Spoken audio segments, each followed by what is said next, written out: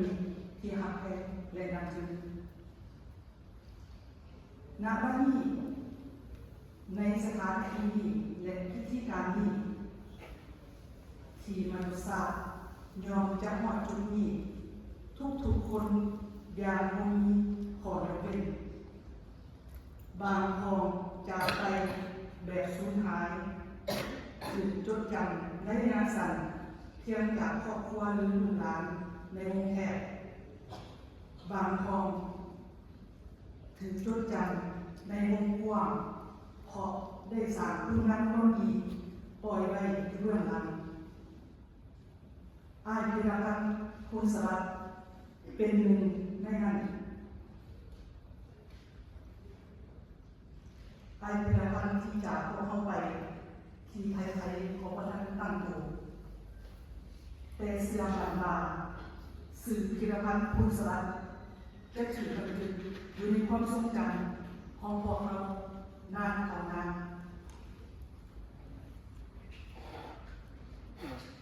ในวันนี้มือที่พวกเราทุกคนมาสังวาสเป็นครั้งสุดท้ายอ้ายพิรพัฒน์ในนามลูกหลานเสื้อสาวลาวที่ได้มองให้มองมือกันและโดยเฉพาะเคยได้มองให้มองมือในครั้งล่าสุดก็คือการก่อสร้างอนุสรณ์สถานรูปปั้นของพระบาทสมเด็จพระเจ้ามหาสิริศรีสว่างมหาราชซึ่งเป็นอ้ายพิรพัฒน์เป็นตัวตั้งตัวทีเป็นผู้แนวคิดเริ่ม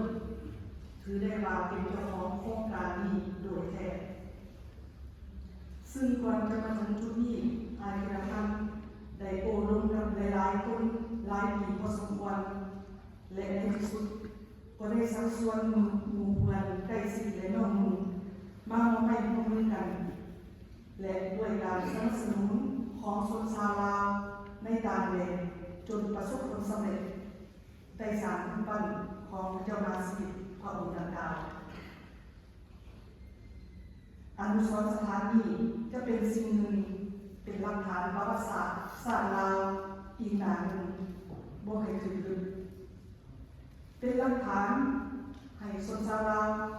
ที่เกิดมาในรุ่นได้รู้จักและได้เห็นและชาวลาวที่รู้แล้วบ่ให้ลืมเลือนที่มาเสียสร้างกำเนิดของตนเองอ้ายพิรพัฒน์ในโอกาสนี้น้องจึงขอกล่าวคำว่าขอบใจที่อ้ายตัดสินใจเปิดทางเดินและน้องดำเนินโครงการที่อ้ายมาก็และบอกว่าสิ่งที่ว่าเป็นความฝันแต่ว่าก็ได้กลายเป็นจริงในเวลาอันสั้นเพียงประมาณ2 ปีขอบใจที่ได้นำพาพวกเราสร้างอนุสรณ์สถานให้เป็นของส่วนรวมเป็นของส่วนเสื้อสาวลาวทุกคนขออ้ายจงภูมิใจอย่างที่พวกเราภูมิใจและขออ้ายได้เป็นห่วงพวกเราทุกหลังจะใช้ความพยายามสื่อสารต่อ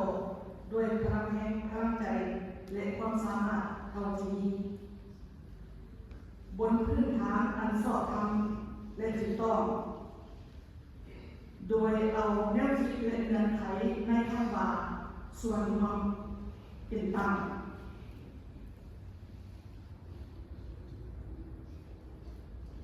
และให้สังสาเกินความพอดีเพื่ออะไรจะได้รวมไปถึงจุดเป้าหมายพวกเขาขออวยพรให้อ้ายไปสู่สุคติภพสิ้นความทุกข์ของทางโลกสู่สันติสุขอันอาณาด้วยเถิด